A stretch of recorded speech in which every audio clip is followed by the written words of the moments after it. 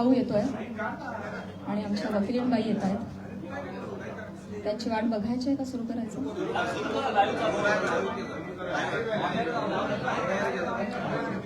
सगळ्यांना नम्रतापूर्वक नमस्कार. इतक्या मोठ्या संख्येनं तुम्ही सगळेजण आलात, शॉर्ट नोटीसवर आलात, मनापासून धन्यवाद. तुम्हा सगळ्यांना आज आपण इथे का जमलोय हा विषय माहिती आहेच आहे. बीड जिल्ह्यातील माननीय आमदार श्री सुरेश धस यांनी काल प्रसार माध्यमांशी बोलताना जी काही टिप्पणी केली त्या संदर्भात तीव्र निषेध व्यक्त करण्यासाठी आज मी तुम्हा सगळ्यांसमोर आलेली आहे. काल नाही तर गेले 1.5 महिन्यापासून हा सगळा प्रकार चालू आहे आणि गेले 1.5 महिने अत्यंत शांततेनं मी या सगळ्याला सामोरी जाते. सगळ्या ट्रोलिंगला, सगळ्या निगेटिव्ह कमेंट्सना. आणि ही माझी शांतता, माझी मूकसंमती नाहीये. मी माझ्यासारख्या अनेक महिला, कलाकार या सगळ्यांचीही हतबलता आहे. हे शांत राहणं तुम्हा सगळ्यांमुळे कुठे ना कुठेतरी आमच्यावर बेतलेलं आहे. एक व्यक्ती आपल्या कुठल्या तरी रागाच्या भरात, उद्वेगाच्या भरात काहीतरी बरळून जाते, त्यानंतर त्या 2 वाक्यांचा मीडिया 1000 व्हिडिओ करतो, तेवढेच शब्द पकडतो, त्याच्यावर 1000 व्हिडिओज बनतात युट्यूब चॅनल्सवर. मग एका सेलिब्रिटीला त्याच्यावर वक्तव्य करणं भाग पाडलं जातं. मग ती बोलते, मग परत पहिल्या व्यक्तीला वाटतं आता आपण बोललंच पाहिजे, मग ती परत व्यक्ती बोलते, मग आता परत बोलणं क्रमप्राप्त होतं कारण आता नाही बोलली का, गप्प बसली का, मागे हटली, मग ही परत व्यक्ती बोलते. ही चिखलफेक चालू राहते, महिलांची अब्रू निघत राहते आणि सगळ्यांचं मनोरंजन होतं. हे होऊ नये, सगळ्या समाज माध्यमांसमोर ही चिखलफेक होऊ नये म्हणून मी यात पडले नाही. मी शांत बसणं हा पर्याय स्वीकारला. या गटारात मी दगड टाकणं योग्य समजलं नाही. ऑल्सो मला असं वाटलं की हा विषय इतका खोटा आहे, ही गोष्ट इतकी धादांत खोटी आहे, त्याला काही बेस नाही. एका सांस्कृतिक कार्यक्रमामध्ये सत्कार स्वीकारताना काढला गेलेला एक फोटो, ती आमची एकमेव भेट, धन्यवाद, हा एकमेव संभाषण, एक शब्द, याच्यावरून एवढी आवई उठावी, त्याला मी का प्रतिउत्तर देऊ? जेव्हा त्या गोष्टीवर मी भाष्य करते, 10 लोकांपर्यंतची गोष्टी 1000 लोकांपर्यंत पोहोचतात. ती जर गोष्ट खोटीच असेल तर ती किती काळ टिकणार? त्या गोष्टीला आपण किती महत्व द्यायचं? म्हणून मी त्या गोष्टीकडे दुर्लक्ष केलं. शांत बसणं मी योग्य समजलं आणि याला भरपूर साथ होती ती मी ज्या व्यक्तींबरोबर काम करते, ज्या संचाबरोबर काम करते, माझं कुटुंब, माझा मित्रपरिवार, सगळे आप्तेष्ट, महाराष्ट्रातली जनता, प्रेक्षक ज्यांचं प्रेम आहे माझ्यावर. कोणीही माझ्यावर एका शब्दानेही कधी शंकेच्या दृष्टिकोनातून पाहिलं नाही, कधीही मला विचारलं देखील नाही. प्रत्येक जण भेटला त्यावेळी हे म्हणाला, प्राजक्ता योग्य करतेस, शांत राहा, धीरानं सामोरी जा. या अशा आवया उठतात आणि निघून जातात, सरपास होतात, तू शांत राहा, धीरानं सामोरी जा. ह्या सगळ्यांचा माझ्यावरचा विश्वास नाही. मी आधी पूर्ण करेन माझं सगळं. माईक मध्ये सर्व इको होतो, त्याच्यामुळे तुम्ही फक्त माईक तुम्ही बोला. Sorry for interrupt.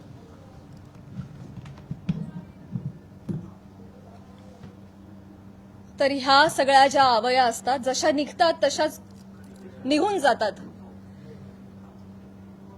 असं सगळं असल्यामुळे आणि या सगळ्यांचा पाठिंबा आणि माझ्यावरचा विश्वास इतका दांडगा होता, ही माझ्यासाठी अत्यंत जमेची बाजू होती. त्यामुळे मला माझ्या चारित्र्यावरचं एक्सप्लेनेशन द्यायला समोर यावं अशी गरजच वाटली नाही. आज ही वेळ येतेय, ही अत्यंत नामुष्की आहे आणि ती वेळ आली आहे कारण एक लोकप्रतिनिधी याच्यावर टिप्पणी करतात. एखादी रूमर आहे, रूमरचंही खरं त्याला स्थान नाहीये, पण एखादी असंच उठलेलं वावटळाविषयी जेव्हा लोकप्रतिनिधी, जे लोक ज्यांना आपण जनतेनं निवडून दिलंय, आपले प्रश्न विधिमंडळात जाऊन त्यांनी आपले प्रश्न मांडावेत, आपल्यासाठी न्याय मागावा, आपल्या हक्कांचं रक्षण करावं, आपलं रक्षण करावं, अशी ज्यांच्याकडून आपली अपेक्षा आहे, अशी मंडळी जेव्हा आपल्यावर चिखलफेक करतात तेव्हा ही गोष्ट गांभीर्यानं घेण्याची वाटली मला. आणि म्हणूनच आज मी तुम्हा सगळ्यांसमोर आले. काल जर हे असं बोलले नसते तर मी तशी शांत बसले होते आणि मी याच्यावर कधी कधी भाष्य केलं नसतं. पण काल त्यांनी ते वक्तव्य केल्यामुळे मला आज तुम्हा सगळ्यांसमोर यावं लागलं. कारण जेव्हा एक लोकप्रतिनिधी असतो जो हजारो लाखोंचं नेतृत्व करतो, लाखो जनता त्यांच्या विचारांना फॉलो करते, जेव्हा ते बोलतात तेव्हा त्यांची विचारधारा लाखोंची विचारधारा होते, ते त्या गोष्टींवर कुठेतरी ठसा उमटवतात आणि खरी आहे असं भासवतात, तेव्हा मात्र ही फार गंभीर बाब होऊन जाते. माझा एक बेसिक प्रश्न आहे सुरेश धस साहेबांना. तुम्ही एक राजकारणी आहात, आम्ही एक कलाकार आहोत. तुम्ही एका दुसऱ्या राजकारणावर कुठेतरी कुरघोडी करताय, टीका करताय. तुमचं जे काय चालू आहे लखलाभ तुम्ही ते करत राहा. या सगळ्यांमध्ये तुम्ही कलाकारांना का खेचता? आम्हा कलाकारांचा ह्याच्यामध्ये काय संबंध? काय बीडमध्ये काहीतरी कायदा सुव्यवस्थेचा काही प्रश्न निर्माण झालेला आहे, त्याच्यावर भाष्य करत असताना कलाकारांवर गाडी का घसरते? बर, ते इव्हेंट मॅनेजमेंट विषयी काहीतरी सांगत होते की यांच्याकडून शिकावं इव्हेंट मॅनेजमेंट. मान्य. पण मग महिला कलाकारांचीच का नावं येतात? का परळीला कधीच कोणी पुरुष कलाकार गेला नाही का हो कार्यक्रमाला? त्यांची नावं का नाही येत? इव्हेंटमॅनचं तुम्हाला जर एक उदाहरण द्यायचं आहे तर पुरुष कलाकारांची नावं घ्या ना. महिलांची नावं घेऊन अतिशय कष्टानं ज्या महिला अतिशय छोट्या फॅमिलीमधून येऊन संघर्षमय आयुष्य जगत मोठ्या होतात आणि आपलं एक नाव कमवतात, त्यांची प्रतिमा ते असं बोलून डागाळतात. हे कितपत योग्य आहे? तुम्हाला उदाहरण द्यायचे, तुम्ही पुरुष कलाकारांची नावं द्या. पण त्यांनी तसं केलं नाही. त्यांनी त्यांच्या वैयक्तिक स्वार्थासाठी फिल्म इंडस्ट्रीमध्ये काम करणाऱ्या महिलांची नावं घेतली, त्याचा वापर केला, गैरवापर केला. त्यांनी स्वतःचा टीआरपी वाढवण्यासाठी महिलांची नावं घेतली, अतिशय कुत्सितपणे टिप्पणी केली, अतिशय कुत्सितपणे. एक कलाकार म्हणून वेगवेगळ्या शहरांमध्ये जाणं, प्रेक्षकांचं मनोरंजन करणं हे कलाकारांचं काम आहे.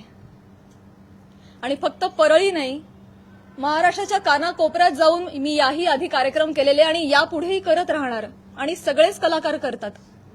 याआधीही हजारो नेत्यांबरोबर, प्रतिथयश क्षेत्रातल्या सगळ्या मान्यवरांबरोबर फोटो आहेत. मग तो फोटोचा रेफरन्स उचलून तुम्ही कोणाही बरोबर असं नाव जोडून टाकणार का? हे एक महिला म्हणून, महिला कलाकार म्हणून मला अतिशय ही बाब निंदनीय वाटते.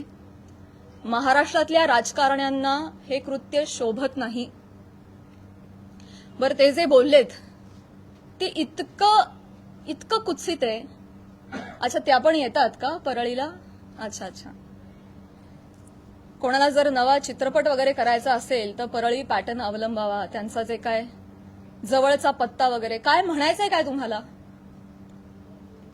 तुम्ही फक्त महिला कलाकारांच्या चारित्र्यावर शिंतोडे नाही उडवत आहात, महिलांच्या कर्तृत्वावर सुद्धा तुम्ही प्रश्नचिन्ह उपस्थित करताय.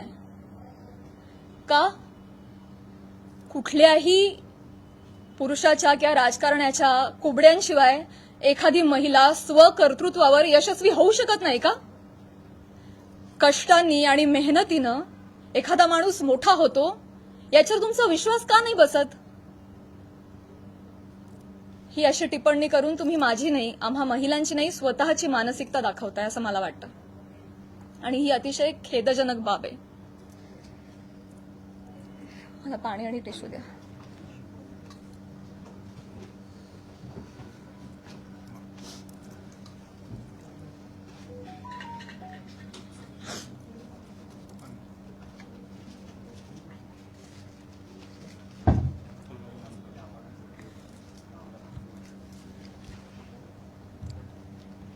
महिलांची अब्रू, इस्पेशली फिल्म इंडस्ट्रीमधल्या महिलांवर फार सॉफ्ट कॉर्नर, फार सॉफ्ट टार्गेट, कोणी यावं, पटकन नावं घेऊन जावं. तुम्ही तुमच्या राजकारणासाठी मी विनंती करते, तुमच्या वैयक्तिक राजकारणासाठी तुम्ही फिल्म क्षेत्रात मधल्या महिलांच्या नावाचा गैरवापर करणं बंद करावं, अशी मी त्यांना विनंती करते. आणि ज्या कुत्सितपणे त्यांनी टिप्पणी केली आहे, या सगळ्या गोष्टीचा प्रसार माध्यमांसमोर हशा पिकवण्यासाठी त्यांनी उपयोग केलेला आहे. हे वागणं महाराष्ट्रातल्या राजकारण्यांना शोभत नाही. ही अतिशय निंदनीय बाब आहे. आणि म्हणूनच ज्या कुत्सितपणे त्यांनी टिप्पणी केली आहे आणि हशा पिकवलाय, प्रसार माध्यमांसमोर कसं बोलावं, काय बोलावं, याचं ज्यांना भान नाहीये त्यांना मी विनंती करते की त्यांनी तितक्याच विनम्रतेनं माझी जाहीर माफी मागावी. आणि फक्त माझीच नाही, माझ्याबरोबर अनेक महिलांचा त्यांनी चुकीचं नाव घेऊन उल्लेख केलेला आहे. आणि या गोष्टीचा एक उपयोग करून मी त्यांना हेही सांगू इच्छिते की अशा पद्धतीनं कुठल्याही राजकीय गोष्टीसाठी फिल्म इंडस्ट्रीमधल्या महिलांच्या नावाचा गैरउपयोग होता कामा नये. पुढे जाऊन मी हेही सांगू इच्छिते, मी आज महिला आयोगाकडे तक्रार गेलेली आहे. फोन सायलेंट करा. महिला आयोगाकडे दुपारी तक्रार नोंदवलेली आहे. मी त्यांनाही रिक्वेस्ट केलेली आहे की कायद्याच्या चौकटीत राहून तुम्ही याच्यावर योग्य ती कारवाई करावी. मी देखील कायदेशीर कारवाई करत राहीन. याचबरोबर माननीय मुख्यमंत्री साहेब, उपमुख्यमंत्री साहेब यांना देखील मी विनंती करते, काय या दोन व्यक्ती दोन वाक्य बोलून गेल्या, पण प्रसार माध्यमं तेवढीच दोन वाक्य घेऊन त्याचे 1000 व्हिडिओ बनवतात. इतके वाईट मथळे देतात, हेडलाईन्स देतात. समोरच्या माणसाच्या आयुष्यात तुमच्या या मथळ्यांमुळे एक वादळ येऊ शकतं, त्यांच्या करिअरवर परिणाम होऊ शकतो, त्यांची प्रतिमा डागाळली जाऊ शकते, त्यांचं करिअर बर्बाद होऊ शकतं, ते डिप्रेस होऊ शकतात, ते आत्महत्या करू शकतात. तुम्हाला काळजी वाटत नाही या गोष्टीची? आपण आपला टीआरपी वाढवण्यासाठी, आपण आपला एक सेट टार्गेट अचीव करण्यासाठी कुठल्या थराला जाऊन बातमी करतो, त्याचं किती वेगवेगळ्या पद्धतीनं. आता फॉर एन एक्झाम्पल, कालच मी बातमी वाचली आणि ती इतकी हर्टफुल होती. बीडमधील हत्या प्रकरणात आता प्राजक्ता माळींचंही नाव जोडलं जातंय. काय संबंध, काय दोन गोष्टींचा? आपण काय हेडलाईन्स करतो त्याचा समोरच्या माणसावर. ही माझी आई रात्रभर झोपली नाही, 1.5 महिना, मला वाटत नाही तिला शांत झोप लागली असेल.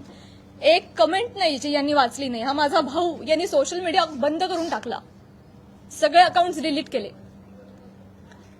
आज हा प्रसंग फक्त माझ्याशी निगडीत राहिलेला नाहीये, हा माझ्या कुटुंबावर त्याचा परिणाम होतोय आणि अत्यंत वाईट परिणाम होतोय. समाजामध्ये अशा पद्धतीनं प्रतिमा डागाळली जाणं एका मुलीची, आणि स्पेशली फिल्म क्षेत्रामध्ये काम करणाऱ्या मुलीची, ह्याला तोंड देणं अजिबात सोपी गोष्ट नाहीये. तुम्ही सगळेजण हे समजू शकता. तर तुम्हा सगळ्यांना ही विनंती आणि माननीय मुख्यमंत्री साहेबांना ही विनंती की त्यांनी याबाबत काहीतरी ठोस कारवाई करावी. बेसलेस पुरावा कुठलाही असल्याशिवाय कोणीही बातमी करू नये, अशा पद्धतीचे त्यांनी आदेश द्यावेत. या निमित्तानं मी करुणाताईंना सुद्धा विनंती करू इच्छिते आणि हे सांगू इच्छिते की तुम्ही स्वतः एक महिला आहात. तुम्हाला महिलांना होणारा त्रास तुम्ही समजू शकता. या पुरुष प्रधान संस्कृतीमध्ये जर महिलाच महिलांच्या पाठीशी उभ्या नाही राहिल्या आणि चिखलफेक करत राहिल्या तर कसं होणार? मी सांगू इच्छिते की तुम्हाला जी माझ्या बद्दलची माहिती मिळाली आहे ती अत्यंत चुकीची आहे. तुमच्या माहितीचा जो स्रोत आहे तो चुकीचा आहे करुणाताई. आणि आय एम शुअर की इथून पुढे तुम्ही कुठल्याही गोष्टीची खातरजमा केल्याशिवाय, शहानिशा केल्याशिवाय तुम्ही असं वक्तव्य करणार नाही आणि महिलांच्या बाबतीत तुम्ही देखील संवेदनशील राहाल अशी मी खात्री बाळगते आणि ही मी तुम्हाला विनंती करते. आणि मुख्यमंत्री साहेबांना ही विनंती करते की एका कार्यक्रमातला एका मंत्र्याबरोबरचा एक फोटो याच्यामुळे इतकं वादंग उठावं आणि इतकी आवई उठावी. आणि त्याच्यावर हजारो न्यूज पोर्टल्सनी, युट्यूब चॅनल्सनी ह्याच्या न्यूज बनवाव्यात आणि वाटेल तसे ते लाईक्स आणि सबस्क्रिप्शन वाढवत राहावेत. त्यांना भीती नाहीये की याच्यावर कोणीही काहीतरी ऍक्शन घेईल म्हणून ते हे करतायत. म्हणून अशा पद्धतीनं महिला कलाकारांची अब्रू वेशीला टांगली जाते.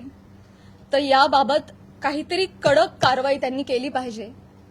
आणि असं जर होत राहिलं, आता 1000 कार्यक्रमामध्ये 1000 माणसांबरोबर नावं जोडली गेली, तर मला सांगा इथून पुढे कलाकार सुद्धा कुठल्याही राजकीय नेत्यांनी आयोजित केलेल्या कुठल्याही सांस्कृतिक कार्यक्रमाला जातील का हो? ते सुद्धा धजावणार नाहीत. पुढची भविष्यातली मंडळी सुद्धा विचार करतील, अरे कलाक्षेत्रात पाठवायला नको पोरांना, ते काय बरं नाही. आमचं कलाक्षेत्र बदनाम नाहीये, ही सगळी मंडळी त्याला बदनाम करतात. आम्ही मनोरंजन करण्याचं काम करतो, तुम्ही आमची नावं मनोरंजनासाठी वापरता, स्वार्थासाठी वापरता, स्वतःचा टीआरपी वाढवण्यासाठी वापरता. हे अत्यंत चुकीचं आहे. आणि स्पेशली महिलांची नावं पटकन कशी तोंडावर येतात, पुरुषांची नावं का येत नाहीत, यासाठी एक टूल बनवलं जात आहे महिला कलाकारांना. ह्याबद्दल मला खेद वाटतो.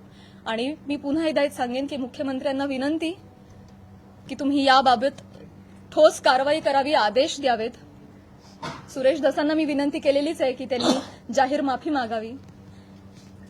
आणि या निमित्तानं मी प्रसार माध्यमांना सुद्धा विनंती करेन. मी पुन्हा पुन्हा तेच बोलतेय, अनेक युट्यूब चॅनल्स, माझी सोशल मीडियाची टीम लीगल नोटीस पाठवून थकली. एक युट्यूबचा व्हिडिओ डाऊन होतो तर 3 रोज नव्याने उभे राहत होते. तर एखाद्या गोष्टीचा एक संदर्भ घेऊन तुम्ही वाटेल ते मथळे देऊन जे न्यूज करता, तुम्ही सुद्धा कुठेतरी या बाबतीत स्पेशली महिलांच्या चारित्र्यासंबंधात असलेल्या गोष्टींवर तुम्ही तरी संवेदनशीलता दाखवणार आहात की नाही? टीआरपीसाठी, तुमचं टार्गेट कंप्लीट करण्यासाठी किती खालच्या थराला जाऊन तुम्ही बातम्या करता, हे योग्य आहे का? असे मला तुम्हालाही प्रश्न विचारायचे आहेत. आणि तुम्हालाही विनंती करायची आहे की आपण सुद्धा एक सभ्यतेची पातळी सोडली नाही पाहिजे. आपण महाराष्ट्रात राहतो, महाराष्ट्र अतिशय सुज्ञ मंडळींचा प्रदेश आहे. आणि तुम्ही कोणीही अशा पद्धतीनं मुळात आदेश आले पाहिजेत, त्याच्यावर ठोस कारवाई झाली पाहिजे. आणि आपण एक माणूस म्हणून सुद्धा, एक मराठी माणूस म्हणून सुद्धा आपण सुद्धा आपल्याला काहीतरी नियम घालून घेतले पाहिजेत असं मला वाटतं. मी माझं पूर्ण करते भाऊ. या निमित्तानं महाराष्ट्रातल्या जनतेला सुद्धा मला म्हणायचं आहे की आपण आता एआयच्या जमान्यात आहोत. सोशल मीडियावर वाटेल तसे लोक व्यक्त होत आहेत. मॉर्फ करणं, video, photo, call recordings, fake generate करणं, फेक चॅट्स करणं, हे अतिशय सोपं आहे. डाव्या हाताचा मळ आहे. आता हे फार अवघड नाही राहिलेलं आहे. तर महाराष्ट्रातल्या जनतेनं सुद्धा सतसत विवेक बुद्धी जागरूक ठेवावी. आणि आपण सोशल मीडियावर कसे व्यक्त होतो याची सभ्यता पाळावी. आपल्या आई बहिणीच्या बाबतीत जर अशी गोष्ट घडली असती तर आपण असं लिहिलं असतं का, असं त्यांनीही विचार करावा. सारासार विचार करून व्यक्त व्हावं. सगळ्यांनीच ही जी बाब आहे ती अतिशय गांभीर्यानं घ्यावी. इथे मी फक्त माझ्या न्यायासाठी नाही बोलत आहे. इथे मी आज सगळ्या सिने क्षेत्रात, कला क्षेत्रात काम करणाऱ्या सगळ्या महिलांच्या वतीनं बोलतीये.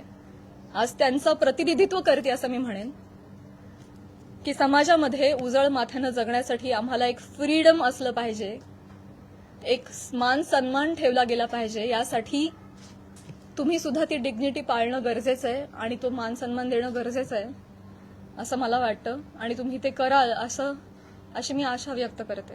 एक प्रश्न असा होता, आता आपण ज्या पद्धतीने आता एकच प्रश्न आहे, काही सुरेश दास यांचं महिला statement आयोगाकडे आहे की आपण माफी अच्छा मागणार नाही. ओके, 1 बाय 1 जाऊया. सुरेश दास म्हणताय प्राजक्ता माळींची माफी मागणार नाही. सुरेश दास म्हणताय प्राजक्ता माळींची मी जाहीर माफी मागणार नाही. मी त्यांना मागणी केलेली आहे. त्यांनी ज्या कुत्सितपणे हशा पिकवण्यासाठी हा मुद्दा उचललाय, ज्याला काही बेस नाही, तर मी मागणी केलेली आहे. आणि मला खात्री आहे की माननीय मुख्यमंत्री साहेब, माननीय उपमुख्यमंत्री साहेब, महिला आयोग याच्यावर कठोर कारवाई करतील आणि योग्य ती गोष्ट घडवून आणतील. महिला आयोगाकडे आपण तक्रार दाखल केलेली आहे. आपण कायदेशीर पाऊल म्हणजे पोलीस स्टेशनमध्ये जाऊन धस यांच्या विरोधात काही तक्रार दाखल करणार आहात का? ज्या पद्धतीने आता ते म्हणतायत की आम्ही माफी मागणार नाही म्हणून. तर आपण कायदेशीर पाऊल नेमकं काय उचलणार आहात? महिला आयोगाकडे तक्रार दिलेली आहे. आज किंवा उद्या मुख्यमंत्री साहेबांची भेट मला मिळणार आहे. त्यांना समक्ष जाऊन मी पत्र देणार आहे. उपमुख्यमंत्री साहेबांना जाऊन भेटणार आहे. त्यांना देखील समक्ष जाऊन पत्र देणार आहे, निवेदन करणार आहे. आणि जर गोष्ट काही घडली नाही आणि ही देखील महिला म्हणून हलक्यात घेतली तर डेफिनेटली माझ्या वकिलांमार्फत मी योग्य ती कारवाई करेन. आणि माझ्या एकटीच्या न्यायासाठी नाही, मी समस्त कला क्षेत्रात काम करणाऱ्या महिलांच्या वतीनं पाऊल उचलेन. भाजपचे आमदार आहेत आणि मुख्यमंत्री गृहमंत्री कारवाई करतील असं वाटतं. आता तुम्हाला एक चान्स दिला ना, बाकीच्यांना पण चान्स. या प्रकरणाची सुरुवात तुम्ही उल्लेख देखील केला, करुणा मुंडे यांच्या व्हिडिओपासून झाली होती. तर तुम्ही सुरेश धस यांच्यावरती कारवाई करावी अशी मागणी करताय. करुणा मुंडे यांची तक्रार तुम्ही महिला आयोगाकडे केली का किंवा करणार आहात का? मी ऑलरेडी त्यांना देखील नोटीस पाठवली आहे, करुणाताईंना तेव्हाच पाठवली आहे आणि त्यानंतर त्यांनी काही वक्तव्य केलं नाही, त्या शांत बसल्या. त्यामुळे मी पुढे काही त्यांच्यावर कारवाई केली नाही. डेफिनेटली आहे. मराठी चित्रपटसृष्टी सगळे कलाकार खंबीरपणे माझ्या पाठीशी आहेत आणि मी सगळ्यांचं नेतृत्व करेन. सुरेश धस यांनी जी पत्रकार परिषद चालू आहे त्याच्यानंतर त्यांनी प्रतिक्रिया दिली आहे की हे संतोष देशमुख प्रकरण दुसरीकडे नेण्यासाठी म्हणून तुम्ही पत्रकार परिषद. मला हेच सांगायचं आहे तुम्हाला सगळ्यांना, हेच सांगण्यासाठी आज मी आली आहे की तुमच्या राजकीय हेतूसाठी तुम्ही कला क्षेत्रातल्या कलाकारांची नावं का जोडताय? कलाकारांचा आणि राजकारणाचा काही एक संबंध नाहीये. तुम्ही जर कालच्या त्या भाषणामध्ये आमचं नाव घेतलं नसतं तर आज मी तुमच्यासमोर इथे नसते. मी आज माझ्या ज्योतिर्लिंग यात्राला असते. त्यांनी नाव घेतल्यामुळे आज मला इथे बसावं लागतंय. त्यांनी सुरू केली ही गोष्ट. त्यामुळे तुम्ही असा अर्थ जोडू नका, ही तुम्हालाही विनंती. आणि मुळात राजकारणाचा आणि कलाकारांचा काही संबंध नाही. तुम्ही तो ओढून आणू नका. स्पेशली महिला कलाकारांना तुम्ही इथे त्यांच्या प्रतिमा डागाळू नका. येस, हो, इथे मुलगी बोलतीये. या सगळ्या चिखलफेकमुळे कुठेतरी कलाकार कोणत्याही गोष्टीवर भूमिका घेताना म्हणजे काचकूच करतात असं वाटतं का? भीती वाटते ना, कारण प्रसार माध्यमं त्याला चुकीची प्रसिद्धी देतात.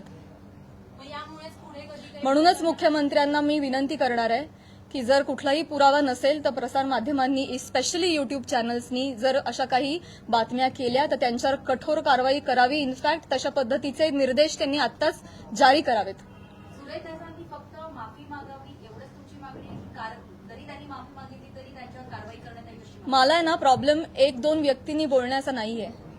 या मला प्रवृत्तीचा त्रास आहे. हा प्रघात पडता कामा नाहीये की कोणीतरी काहीतरी फार कष्टाने नाव कमवतो, कोणीतरी एक काहीतरी येऊन बोलून जातं आणि अख्खी इमेज डागाळते. स्पेशली महिलांच्या बाबतीत मी पुन्हा तेच म्हणेन की नाव घेताना त्यांनी 3 महिलांचं का नाव घेतलं? पुरुष कलाकार गेलेच नाहीत का हो परळला कधी कार्यक्रमाला? मी जेव्हा गेले होते कार्यक्रमाला तेव्हा माझ्याबरोबर सुद्धा प्रसाद खांडेकर, गौरव मोरे ही मंडळी होती. अमीर हडकर, आमचे सगळे कलाकार होते. त्यांची नाही नावं आली. त्यामुळे स्त्री कलाकारांना याच्यामध्ये गोवू नये. राजकारण्यांनी स्वतःच्या स्वार्थापायी टीआरपी त्यांच्या अशा पद्धतीनं वाढवू नये आणि गैरवापर करू नये. हिंदी असो किंवा मराठी सिनेमा, राजकीय नेते मुख्यतः कलाकारांना टार्गेट करतात. हे हेतुपुरस्सर किंवा जाणीवपूर्वक वक्तव्य केल्यानंतर त्यांना प्रसिद्धी मिळते. मला हे माहिती नाही ते देण्यासाठी असं वक्तव्य होतं असं वाटतंय का? आणि याचा पाठपुरावा म्हणून तुम्ही कलाकारांची काही संघटना बांधणार का किंवा त्याला एकत्र आणणार का आगामी काळात? मला हेच म्हणायचं आहे की ते काहीतरी बोलून जातात, एक काहीतरी वल्गना करून जातात. खरं तर त्यांनी अशा पद्धतीच्या वल्गना हाणून पाडल्या पाहिजेत एक लोकप्रतिनिधी म्हणून, पण ते त्याला हवा देत आहेत ही गोष्ट चुकीची आहे. पण त्यांना जेव्हा कळेल पुढे जाऊन की त्यांच्या एका वक्तव्याचे 1000 वेगळ्या पोर्टल्सनी 1000 न्यूज केल्यात हे त्यांना कळल्यानंतर खरं तर तेही करणार नाहीत, करुणाताई बोलणार नाहीत. पण त्यांना ही पुढे गोष्ट एवढी मोठी घडतीये ह्याची त्यांना कल्पना नसावी कदाचित. मला जेवढे त्या 2 व्यक्ती बोलल्या याचा त्रास आहे तेवढाच त्रास मला प्रसार माध्यमांनी केलेल्या फेक न्यूजचा देखील आहे. सो डेफिनेटली याच्यावर कारवाई व्हावी असं मला वाटतं. या विषयांवर बोलणं टाळतात, सोडून देतात. त्याच्यामुळे तुम्हाला वाटतं का की त्यांना बोलायला वेळ मिळतो किंवा तो चेष्टा मस्करीचा विषय होतो? करुणा मुंडेंनी जेव्हा तुमच्यावर टीका केली तेव्हा जर तुम्ही उत्तर दिलं असतं तेव्हा पुन्हा एकदा तुमचं नाव अशा प्रकारे घेतलं गेलं नसतं असं वाटतं? पुन्हा एकदा मी तेच म्हणेन, पुन्हा एकदा मला तेच म्हणायचंय का कलाकार पुढे येत नाही? मी पहिलं वाक्य म्हणाले की या सगळ्यामध्ये आमची हतबलता आहे गप्प राहण्यामध्ये. का? कारण समाज माध्यमांमध्ये ही चिखलपेक चालू राहते. विषय एवढा असतो, कुठेतरी वेगळीकडे जाऊन पोचतो. आज तुम्हाला काय वाटतंय, आज तुम्हाला काय वाटतंय, हे चालू राहतं.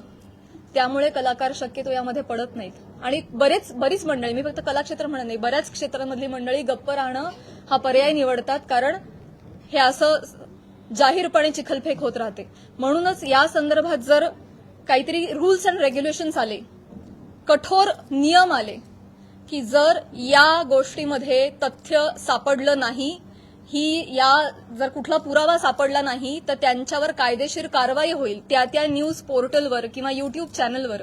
असा जर आपल्याकडे नियम आला ना, तेव्हा जाऊन हे बंद होणार आहे. तर असा नियम काढावा हीच विनंती आहे माझी मुख्यमंत्री साहेबांना. पण तुम्हाला जाणीवपूर्वक टार्गेट केलं जात आहे. नाही असं काही नसतं. त्यांनी माफी नाही मागितली तर तुमची भूमिका काय असेल? मला हा नियम आणायचा आहे. मला या निमित्तानं प्रसार माध्यमांमध्ये जे काही न्यूज होतात त्याला पुराव्यांची जोड नसेल तर तुम्ही ते करू नका, केलं नाही पाहिजे. ते खोटं आढळल्यास कायदेशीर कारवाई होईल अशा पद्धतीचा नियम आला पाहिजे. हे माझं खरं उद्दिष्ट झालंय आता. ते म्हणाले की मुंबईत जाऊन मी बोलणार आहे प्राजक्ता माळीसोबत. स्वागत आहे.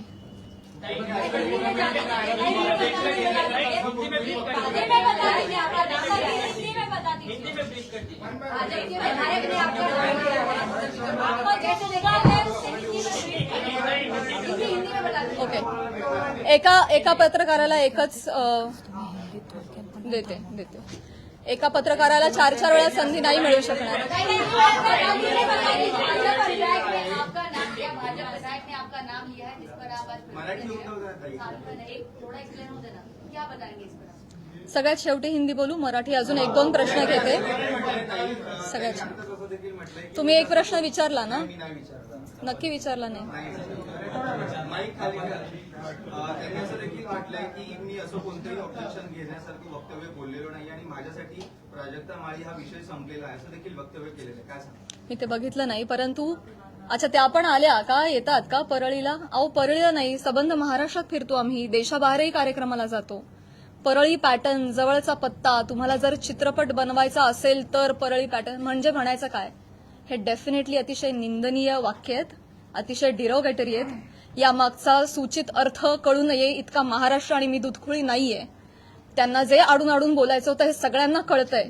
त्यामुळे परळीला येतात म्हणजे मी काहीच बोलू नये असं नसतं. नुसतं ताई म्हणून काही होत नाही. त्याच्या अवतीभवती तुम्ही जे हातवारे करता, तुमचे जे हावभाव असतात, एका महिलेचं चारित्र्य एवढ्या रिॲक्शननी सुद्धा डागाळू शकतं. समाज माध्यमांसमोर, प्रसार माध्यमांसमोर हशा पिकवण्यासाठी त्यांनी हा मुद्दा वापरलाय. तो डेफिनेटली अतिशय निंदनीय आहे, अतिशय खालच्या पातळीचा आहे आणि तो चुकीचा आहे, याचा मी निषेध करते. क्लॅरिफिकेशन देताना नेहमी महिलाच का देतात? तुम्हाला वाटत नाही का ज्यांच्याशी नाव जोडलं जातं त्यांनी सुद्धा हे दिलं पाहिजे? आतापर्यंत बॉलिवूडमध्ये सुद्धा अशा अनेक गोष्टी घडलेल्या आहेत, पण महिलाच टार्गेट का होते याच्यावर तुम्हाला काय वाटतं? हाच माझा प्रश्न आहे. हाच माझा प्रश्न आहे मुख्यमंत्री साहेबांना सुद्धा, की हे महाराष्ट्रामध्ये एक निर्भेळ वातावरण कलाक्षेत्रातल्या महिलांच्या बाबतीत असलं पाहिजे आणि आम्ही सॉफ्ट टार्गेट होता कामा नये. कुठल्याही राजकीय व्यक्तींच्या स्वार्थापायी आमच्या नावांचा गैरवापर झाला नाही पाहिजे, हीच तर माझी विनंती आहे. आणि हे दुःख आहे. आज मला माझ्या चारित्र्याच्या क्लॅरिफिकेशनसाठी प्रेस कॉन्फरन्स घ्यावी लागते, हीच निंदनीय गोष्ट आहे. हे महाराष्ट्रात होत आहे, सावित्रीच्या लेकींबाबत होत आहे, मला याचं दुःख आहे. करुणा मुंडेंनी ज्या पद्धतीने सुरुवात केली किंवा सुरेश दसनी ज्या पद्धतीने सुरुवात केली, पण ह्या सगळ्या घोटाळ्यामध्ये ज्या व्यक्तीसोबत नाव जोडलं गेलं, परळीच्या एका व्यक्तीसोबत नाव जोडलं गेलं, तर तुला असं नाही वाटत का की त्या व्यक्तीकडून सुद्धा काहीतरी वक्तव्य आलं पाहिजे की जे काही चालू आहे त्याच्या? नाही, मला नाही वाटत. नाही. मुख्यमंत्री देवेंद्र फडणवीस सुरेश दसांवरती कारवाई करतील असं वाटतं का तुमच्या भेटीनंतर? मी म्हटलं ना, त्यांनी माफी मागणं, त्यांनी बोलणं, त्यांना हा प्रकार चुकीचा आहे हे कळलं पाहिजे. त्याचे परिणाम काय होतात हे कळलं पाहिजे आणि पुढे जाऊन या बाबतीत कठोर नियम झाले पाहिजेत. हे आता माझं मोठं उद्दिष्ट आहे. एका व्यक्ती संदर्भात तेवढा मुद्दा, त्यांची माफी, एवढा छोटा विचार मी नाही करणार. या बाबतीत काहीतरी कठोर निर्णय झाले पाहिजेत, काहीतरी रूल्स अँड रेग्युलेशन्स बसले पाहिजेत. इथून पुढे कुठल्याही महिला कलाकाराला, ही मी आज ह्या सगळ्या गोष्टीची पार्श्वभूमी घेऊन म्हणते, भविष्यात मला किंवा कला क्षेत्रात काम करणाऱ्या कुठल्याही महिलेला अशा पद्धतीच्या गोष्टींना सामोरं जायची वेळ येऊ नये यासाठी मी प्रयत्न करेन. राजकीय आता तुम्ही म्हणाला की कला राजाश्रय मिळाल्याने मुक्ती होते आणि असंही म्हणाला की महाराष्ट्रभर आम्ही जर नाहीच फिरलो रसिकांचं कसं मनोरंजन होणार. अगदी बरोबर आहे, पण तुम्ही बाहेर नाही गेला तर त्याचं तुमचं नुकसान आहे, तुमचीच कला जनतेसमोर येणार आहे असं वाटत नाही तुम्हाला? मला प्रश्न नाही कळला. ठीक आहे ठीक आहे ठीक आहे. कलेला राजाश्रय मिळाल्यानंतरच ती कला मोठी होते. महाराष्ट्रभर फिरताय, राजकारणाचे कार्यक्रम अटेंड करता असं तुम्ही म्हणताय. आता पण तुम्ही जर नाही गेला तर त्याच्यामुळे तुमचं परिणाम होणार आहे, तुमचं नुकसान होणार आहे असं वाटत नाही तुम्हाला? डेफिनेटली मुळात वेगवेगळ्या शहरांमध्ये जाऊन वेगवेगळ्या ठिकाणी जाऊन प्रेक्षकांचं मनोरंजन करणं हेच तर कलाकारांचं काम आहे, कर्तव्य आहे. निखळ मनोरंजनासाठी तर कलाकार प्रेक्षकांशी संवाद साधण्यासाठी वेगवेगळ्या ठिकाणी जातात आणि गेलंच पाहिजे. ते आमचं उपजीविकेचं साधन पण आहे आणि आमच्या स्वातंत्र्यावर अशी गदा नाही येऊ शकत ना. त्यामुळे कलाकार धर्म आम्ही पाळतोय, पण त्याचा असा पद्धतीनं चुकीचा अर्थ काढणं हे क्लेशदायक आहे. तेव्हाच कला मोठी होईल जेव्हा त्याला राजाश्रय मिळेल. मिळाली पाहिजे, म्हणूनच म्हणते रूल्स अँड रेग्युलेशन्स आणा. जी नहीं ठीक है ठीक है नहीं ठीक है ठीक है. मैं यही कहना चाहूंगी कि आज जो भी यहाँ पे हुआ, सुरेश धस जी ने जो भी बोला है वो काफ़ी निंदनीय है ही. उसके खिलाफ हम काम करेंगे डेफिनेटली. महिला आयोग भी करेंगे, माननीय मुख्यमंत्री जी भी करेंगे. सबसे मैं निवेदन करूंगी, लीगल एक्शन भी लिए जाएंगे.